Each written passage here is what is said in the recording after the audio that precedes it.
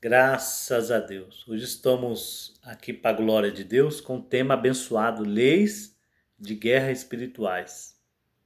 Ou seja, princípios, né, para uma batalha. E o intuito aqui é trazer aquilo que Deus traz e também tem o lá atrás, né? Ou seja, esse canal de cura e libertação, Deus tocou meu coração, não é só as palavras, mas existe a bagagem lá atrás. As experiências nas casas, os cultos de quebra de maldição, libertação nas ruas, né? As revelações de Deus. A pessoa está sofrendo algo, Deus tem a palavra, que é suprema, a palavra de Deus é suprema, a maior profecia que tem. Mas tem os dons também de revelação, Deus revela algo ali e também a pessoa está cega espiritual, porque o Deus desse século cegou o entendimento dos incrédulos. Então a pessoa está cega espiritual e não consegue discernir. É igual Deus falou para Jonas: Jonas, prega lá em Nínive. E ele foi para Tarsus. Aí quando chegou lá, ele pregou e ganhou aquela nação toda ali. Imagina. E Deus falou: eles é como criança, não discerne nem para a direita nem para a esquerda. Então existe quantas casas que eu já fui, pessoas sofrendo, vários casos já, e Deus dá a revelação o que está acontecendo ali, aí você transmite ali a revelação, o discernimento, e a pessoa é liberta ali pela opressão maligna. Então existe o ontem, né? Por isso que Deus me impulsionou a fazer esse canal de cura e libertação. Então existe aqui, ó, uma bagagem pequena, mas a gente vai crescendo dia após dia. Então não vem aqui trazer só sabedoria humana, não. Paulo falou: eu não vim trazer palavras humanas, mas é o poder de Deus. Então tem as revelações, tem as curas, libertação. Tá vendo? Não te conheço, mas a palavra que sai já te liberta, porque a palavra de Deus, ela é forte, ela liberta. Então Deus tocou meu coração em 1 Samuel, capítulo 13, no versículo 19, quando na época era Saul que era rei de Israel. Tinha o seu filho Jonas, e ali eles tinham 3.000 homens, 2.000 homens com Saul e 1.000 com Jonatas. Cada um dividiu para enfrentar, venceu alguns filisteus, mas o que achei muito interessante foi aqui, ó, 1 Samuel 13, 19. Ó. Em toda a terra de Israel, nenhum ferreiro se achava. O que é ferreiro? Aquele que amolava as enxadas, o facão, ou que fazia enxada o facão. Em toda a terra de Israel, imagina, em toda a terra de Israel não havia um ferreiro. Nem se achava lá, não tinha um ferreiro, não se achava lá em Israel. Um ferreiro, uma pessoa que trabalhava em fazer armas, não tinha. Porque os filisteus tinham dito, para que os hebreus não façam espada nem lança. Então os filisteus não queriam que o povo de Israel tivesse o que? As armas, a espada, a lança, o equipamento para uma batalha ou mesmo para fazer uma colheita. Então os filisteus não queriam. Tinha dito que lá não pode ter o quê? Um ferreiro que faz armas, não pode ter. Então imagine em Israel não ter um ferreiro. Não ter ali uma pessoa que fizesse uma espada da guerra. Não tinha nada disso. Isso os filisteus não tinha. Então, mas tinha onde? Lá nos filisteus. Então Israel tinha que ir lá para amolar as enxadas, pegar uma espada. Ó, pelo que todo Israel tinha que descer aos filisteus para amolar cada uma a sua enxada, o seu machado. Então eles tinham que descer lá nos filisteus para amolar.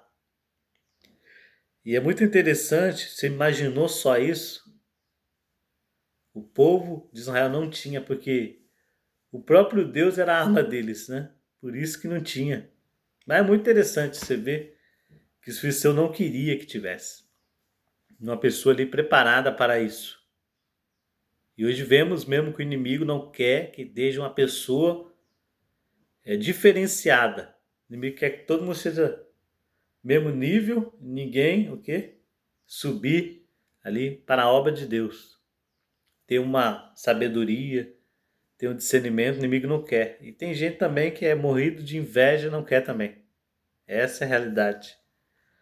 Mas vemos aqui, ó, então o povo de Israel descia a peleja, descia, só que quando eles desceu a peleja, a Bíblia diz aqui, ó, no mesmo versículo, ó, 22, ó, e sucedeu que no dia da peleja, se não achou nem espada e nem lança na mão do todo o povo de Israel. Já pensou, eles foi para a peleja, mas não tinha espada, não tinha lança, não tinha nada. Ali algo para proteger. Não tinha que a Bíblia fala lá em Efésios 6,10, revestido da armadura de Deus, do capacete, da espada espiritual, claro, o escudo da fé, calçando os pés na preparação, então não tinha nada disso. E só quem tinha arma no momento ali, a espada, era Saul e Jonatas. Só esses dois que tinham a espada. Exceto todo o povo lá não tinha. Eles não tinham armadura, não tinha uma sabedoria, como enfrentar uma batalha espiritual. Não tinha nada disso. Quem tinha era só Saul e Jonatas tinha a espada. Agora o exército não tinha. Eles não tinham uma espada, não tinham uma lança, porque lá não tinha o quê? Em Israel, um ferreiro, uma pessoa preparada para fazer as armas, não tinha uma pessoa assim. Não tinha e também os filisteus não queria que tinha também. Então é duas coisas, não tinha e os inimigos também tinha dito para não ter. Então você vê o grau aqui dessa situação. Então você sai para peleja sem arma. Você sai para peleja sem armadura espiritual. Muitos têm saído para o campo de batalha o quê? Sem espada espiritual, sem o capacete da salvação, sem o escudo da fé, sem ser revestido das armaduras espirituais. Muitos não têm sido o que revestido. A gente for ver uma história muito linda quando Jonas, a Bíblia fala que ele fez uma aliança com Davi e ele se despojou da sua capa, da sua lança, da sua espada e deu a Davi. Porque se a gente for ver a história, quem era para ser rei em Israel não era para ser Davi, era para ser Jonas, que ele é filho de Saul. Então aqui ele reconheceu que era para ser Davi. Então ele despojou, a Bíblia vai falar, da sua lança, do seu escudo, e entregou ali a Davi. Que ele viu que Davi era o escolhido para aquela situação, para ser rei de Israel. Certa vez também quando Davi foi pelejar contra o gigante, Saul pega suas armas e coloca em Davi. Só que as armas dificultou ali Davi andar, porque Davi era acostumado no pasto, enfrentar leão e urso, e nos momentos ali difíceis que ele reclamava a Deus. Então a ovelha pegava ali, o leão e o urso pegava a ovelha, ele ia lá, arrebatava a ovelha da boca do leão para depois ferir o leão, o urso. Aí Saul, ele teve uma vez que ele foi enfrentar o Golias, muito interessante isso aqui. E Saul pega as armas, entrega tudo para Davi, as armas dele, né? Aí Davi até colocou aquelas armas espirituais, aquela arma lá, o escudo, as roupas do rei Saul. Só que dificultou a andagem, porque aquelas armas não era para Davi, era do rei Saul. Então ali a gente vê que ele foi lá no ribeiro, pegou as 5 pedras, ele pegou o cajado, aquilo que ele já estava acostumado a fazer, né? Porque muitas vezes você vai querer trocar de arma, você acaba se atrapalhando. Então, comece do jeito que você tá. É assim que você vai vencer. Não tem outro método. Você vai vencer com as armas espirituais. Você vai vencer em nome do Senhor. Então ele coloca, vai no ribeiro, pega 5 pedrinhas, imagina, 5 letras, nome de Jesus, e foi de encontro ao gigante. Com as armas da experiência dele. Tem coisa que a gente vai vencer com a nossa experiência. Talvez se eu for passar algo aqui para você, as minhas experiências, pode ser que dê certo, pode ser que não. Porque é do jeito que eu venci, as armas que Deus me deu. Talvez essas armas não vai servir para mim, para me ajudar. Davi foi até humilde, até colocou, mas na hora de enfrentar o gigante tinha que ser com as armas que ele já tinha, com a experiência que ele já tinha lá, quando ele cuidava das ovelhas, vinha um leão e urso. Então vemos aqui que o povo de Israel, naquele momento, ele não estava preparado, porque eles tinham que descer aos filisteus e a guerra era contra os filisteus, já pensou? Tinha momento de paz que eles iam lá, amolavam a enxada, compravam uma foice, comprava. Mas esse momento aqui é de guerra, então eles não teve tempo de. Aí quem foi para a guerra, imagina, com arma, só Jonas e Saul, o rei Saul. O restante tudo sem arma, tudo preparado, só o sangue. Então você tem que estar preparado, meu querido. Aqui é um exemplo para nós. E não pode parar uma guerra espiritual sem as armas de Cristo. Essa é a primeira lei. Você não pode ir para uma batalha sem as armas espirituais. E se a gente vê o contexto dessa passagem, começando no 13, quando Samuel falou para o rei Saul, espera 7 dias. 7 dias que eu vou voltar e aí a gente vai ver o que vai acontecer. Só que 6 dias o Saul não aparecia, Samuel. Aí quando deu 7 dias, o rei Saul, ele quebrou um princípio de lei aí já. Ele falou assim, mandou chamar os homens, traz o holocausto aí. Ele não podia no momento fazer aquele sacrifício ali para a resposta de Deus. Então ele foi, quebrou o princípio, quebrou o que o sacerdote falou, e ele foi e fez o quê? Foi e preparou o holocausto. Hoje em dia já acabou isso aí. Hoje em dia você pode entrar no Santo do Santo. Naquela época tinha restrição. Hoje acabou isso. Mas naquela época tinha. Então ele fez o holocausto, tudo ali. Só que Deus não aprovou. Aí o profeta chegou. Por que você não aguardaste? Hoje Deus teria confirmado o teu reino. Você vê, estava já tempo em Israel, ainda não era confirmado. Talvez você faça alguma coisa, mas você ainda não é confirmado. Talvez até dirige igreja, faz alguma coisa. É dono de uma convenção. Dono não, mas dirige uma convenção. Mas talvez não é ainda confirmado. Então, ele ainda não era confirmado. Não era.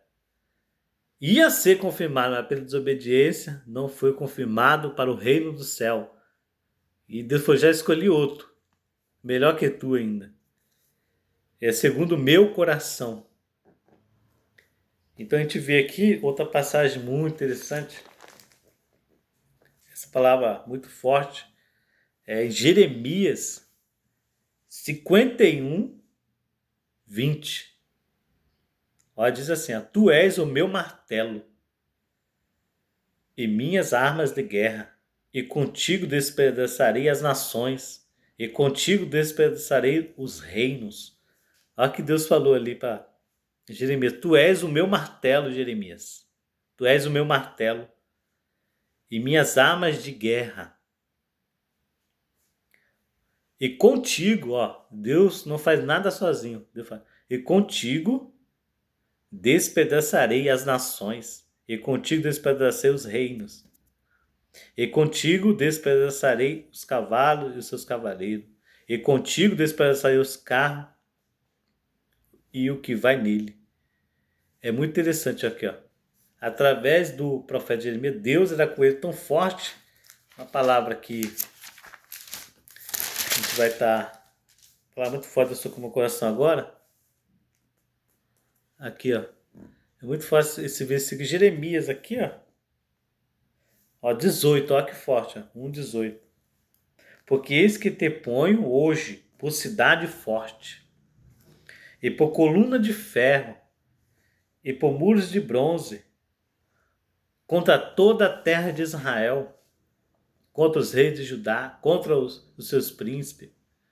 Ó, pelejarão contra ti, mas não prevalecerão contra ti, porque eu sou contigo, diz o Senhor dos Exércitos. Olha que lindo aqui, ó. Deus foi esse que te põe hoje por cidade forte. É Deus que te põe por cidade forte. É Deus que põe coluna de bronze, de ferro. Imagina o ferro, é forte, né? Olha que Deus tremendo, meu querido. Então, existe princípio, existe Deus que te coloca por coluna forte. Não é você que se coloca, é Deus. A criação vem tudo de Deus. Essas palavras aqui de libertação é diferente numa pregação. Sempre a pregação, ela existe. A pessoa tem o chamado de pregar, a pessoa prega, pula e roda. Mas essas palavras aqui de libertação para a sua vida, para você ser um grande soldado, para você não ser um soldado derrotado. Você vê que Deus falou, tu és meu martelo, falou para Jeremias. E com você eu faço a obra. Com você, né, eu destruo os inimigos, nossos inimigos. Então, o segredo está todo em nós e Deus. A gente não com Deus, hoje não precisa dessa espada física, né? Não é nada disso, destruir as pessoas, não. É o mal, simboliza que essas nações é o mal. O rei de Pérsia, quando o Gabriel falou, o rei de Pérsia me impediu. Esse rei aí é o inimigo, irmão. Não é as pessoas, não. Até que a Bíblia fala que nossa luta não é contra a carne nem sangue, não é contra ser humano, mas contra o quê? Potestade, principado, príncipe das trevas, hoste da maldade. Então a nossa guerra é contra esses seres aí, espirituais. Aqui fala nações, mas é o mal. Então, você é um martelo na mão de Jeová. Você é uma coluna forte. Você é muros de bronze, ó. Até o muro de bronzes. É benção demais, irmão. Então vamos continuar assim, abençoado, para a glória de Deus. Então, nunca vai para uma batalha sem as armas, sem a capacitação, sem a obediência. Saul ali, ele descumpriu uma lei espiritual. O profeta falou para ele aguardar 7 dias. Aí no 7 dias ele não aguardou. Ele já foi lá, fez o holocausto, e nem podia fazer no momento ali. Era o rei Saul. Samuel, o profeta Samuel, que tinha que fazer aquele sacrifício. E ele foi e fez. Não poderia ter feito. Mas fez, perdeu o reinado, tudo que ele conquistou. Então, vamos vigiar sempre. E vamos estar pregando no próximo vídeo, porque muitos soldados, eles caem na peleja, fracassam. Então a gente vai estar meditando isso para você se manter de pé. Em nome de Jesus. Graças a Deus.